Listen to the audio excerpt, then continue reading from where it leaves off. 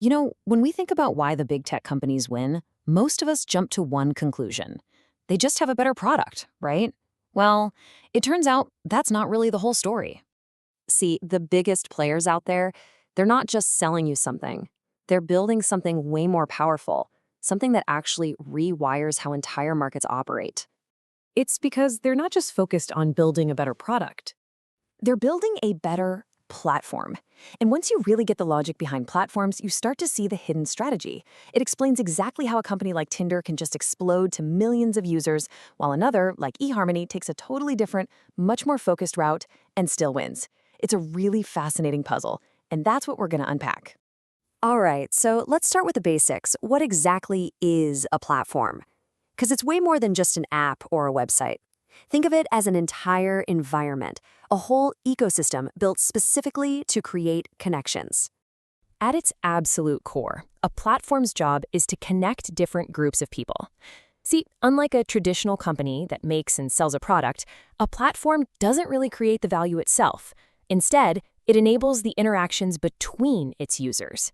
And here's the magic trick. The more people that join, the more valuable it becomes for everyone. Yeah, it's basically this central meeting place. You see it everywhere. Uber connects riders with drivers. LinkedIn connects professionals. Their whole job sounds pretty simple on the surface, right? Just bring the right people together and make it super easy for them to interact. But why do we even need them in the first place?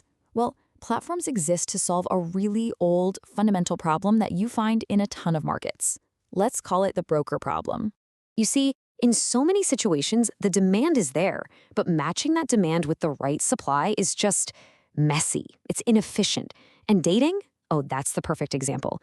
People want to find relationships, but trying to find someone compatible can feel impossible, like searching for a needle in a haystack. What platforms do is use technology to solve that exact matching problem, but on a massive, massive scale. Okay, now this is where things get really, really interesting. The engine that drives all this incredible growth is something called network effects. And honestly, this is the platform's undisputed superpower. Network effects create this amazing self-reinforcing loop. It's like a flywheel. The more people that join, the more valuable the platform becomes for absolutely everyone. So more users lead to more interactions, which creates more value. And guess what? That value attracts even more users. And once that flywheel starts spinning, man, it is incredibly difficult to stop. And it's good to know these network effects kind of come in two main flavors. First, you've got direct network effects. Think of LinkedIn. Every new person who joins makes the network a little bit better for all the other professionals already on there. Then you have two-sided network effects. Uber is the classic example here. More riders attract more drivers, which leads to shorter wait times, which, you guessed it, attracts more riders. Okay, so this all leads us to a huge strategic choice, a decision that every single platform has to make. And it's a fundamental, sometimes even brutal, trade-off between two completely opposite goals: curation versus scale. So a platform can go one of two ways. It can optimize for better, higher quality interactions, that's the curation strategy, or it can optimize for more interactions, just get as many people on board as humanly possible. That's the scale strategy.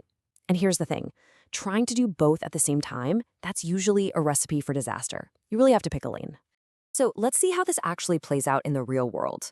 The dating market is fantastic for this because it gives us two perfect, and I mean perfectly opposite examples of these strategies in action. 436, this number says it all. That's how many questions were on eHarmony's original personality test. I mean, talk about a huge barrier to entry, but that was the whole point. It was designed to weed out anyone who wasn't absolutely serious. That is the definition of a high-friction, curated approach. So eHarmony built this whole tightly integrated system. You pour your heart out, filling in that massive profile, then their special algorithm goes to work finding your matches, and it even helps guide your first few conversations.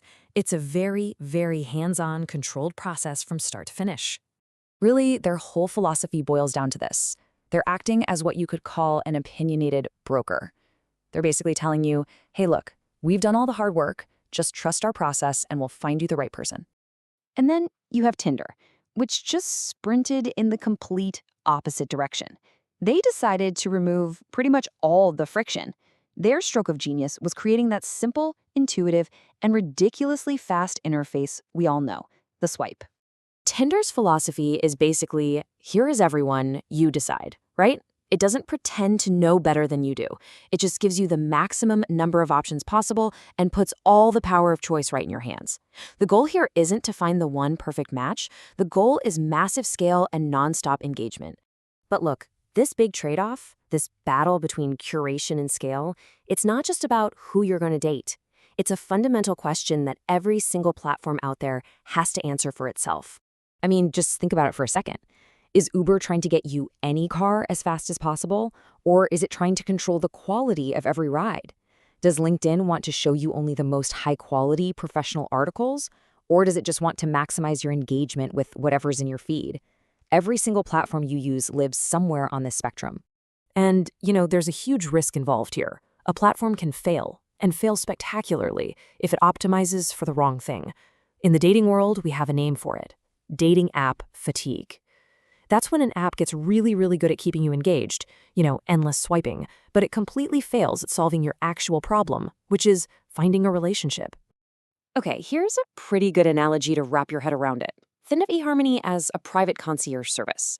It's curated, it's selective, and it's all about a high-quality outcome.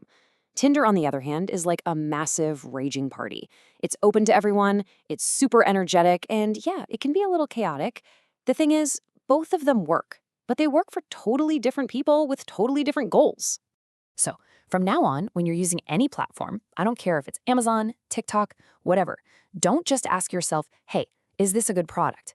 Instead, ask yourself this: what kind of interactions is this platform really deep down designed to create? Because I guarantee you that's where you'll find its real strategy.